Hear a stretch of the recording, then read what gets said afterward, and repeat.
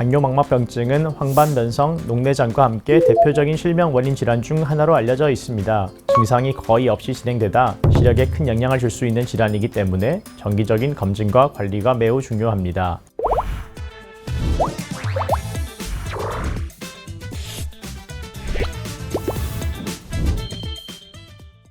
여러분의 눈 건강을 위한 유익한 정보, 한길안과 병원이 쏙쏙 알려드리는 하이라이트. 안녕하세요. 한길안과 병원 망막센터의 김동익 안과 전문의입니다.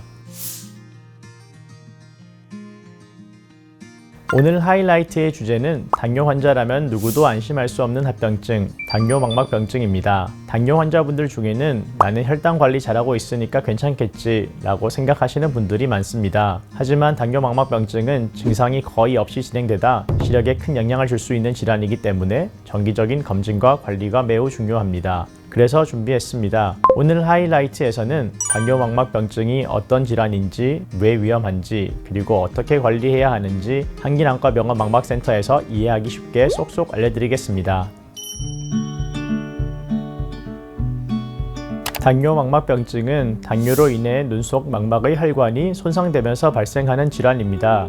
망막은 눈의 가장 안쪽에 위치한 신경 조직으로 아주 가느다란 혈관들이 촘촘하게 분포해 있습니다. 혈당이 높은 상태가 오래 지속되면 혈관벽이 손상되면서 망막의 미세혈관이 약해지고 막히거나 터질 수 있습니다. 이렇게 미세혈관이 막히면 망막으로 가는 산소 공급이 줄어들어 망막이 허혈 상태에 빠지게 됩니다. 그러면 우리 몸은 이를 보상하기 위해 비정상적인 신생혈관을 만들어내게 됩니다. 하지만 이 신생혈관은 매우 약하기 때문에 쉽게 출혈을 일으키거나 망막에 심각한 손상을 유발할 수 있습니다. 결국 당뇨망막병증은 망막혈관의 손상으로 인해 시력에 영향을 주는 대표적인 당뇨합병증입니다. 그렇지는 않습니다. 당뇨 환자라고 해서 반드시 모두에게 발생하는 질환은 아니지만 당뇨가 있다면 누구나 당뇨망막병증의 위험군에 속한다고 볼 수 있습니다. 특히 가장 중요한 위험 요인은 당뇨를 앓은 기간입니다. 혈당 관리를 잘하고 있더라도 당뇨를 오래 앓을수록 망막혈관에 변화가 생길 가능성은 점점 높아지는 것으로 알려져 있습니다. 따라서 혈당이 잘 조절되고 있더라도 안심하기보다는 정기적인 안과 검진을 통해 망막 상태를 꾸준히 확인하는 것이 중요합니다. 실제로 그런 경우가 많습니다. 당뇨망막병증은 초기에는 통증도 없고 시력 변화도 거의 나타나지 않는 질환이기 때문입니다. 우리가 보는 중심 시력을 담당하는 부위는 망막 중심에 있는 황반입니다. 그런데 초기 당뇨망막병증은 이 황반이 아니라 주변 망막의 미세혈관부터 변화가 시작되기 때문에 중심 시력은 한동안 정상으로 유지되는 경우가 많습니다. 그래서 많은 분들이 나는 잘 보이니까 괜찮다고 생각하기 쉬운데요.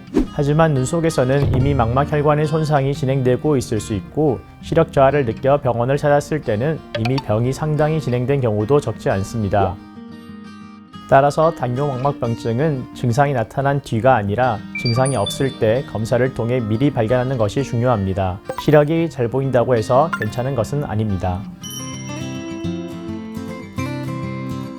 맞습니다. 그래서 더 주의가 필요한 질환인데요. 당뇨망막병증은 황반변성, 녹내장과 함께 대표적인 실명 원인 질환 중 하나로 알려져 있습니다. 병이 진행되면 망막으로 가는 산소 공급이 부족해지면서 증식성 당뇨망막병증 단계로 진행할 수 있습니다. 이 단계에서는 비정상적인 신생혈관이 생기게 되는데 이 혈관은 매우 약해서 쉽게 출혈을 일으킬 수 있습니다. 그 결과 유리체 출혈이 발생하면서 눈 속에 피가 퍼져 시야를 가리게 되고 갑자기 시야가 흐려지거나 보이지 않을 수 있습니다. 또한 망막 중심부에 물이 차는 황반부종이 생기면 시력이 떨어질 수 있습니다. 증상이 더 진행되면 비정상적인 혈관과 함께 증식막, 즉 견인막이 형성되면서 망막을 잡아당기게 되고 결국 견인 망막 박리로 이어질 수 있습니다. 이 경우 심한 시력 저하가 발생할 수 있고 치료가 늦어지면 실명으로 이어질 위험도 있습니다. 따라서 당뇨망막병증은 방치하면 실명까지 이어질 수 있지만 조기에 발견하고 치료하면 충분히 진행을 늦추고 시력을 지킬 수 있습니다. 당뇨망막병증은 당뇨 환자라면 누구에게나 생길 수 있지만 특히 더 주의해야 할 분들이 있는데요. 첫 번째로 당뇨를 오래 앓은 분들입니다. 당뇨를 오래 앓을수록 망막혈관의 손상이 누적될 가능성이 높기 때문입니다.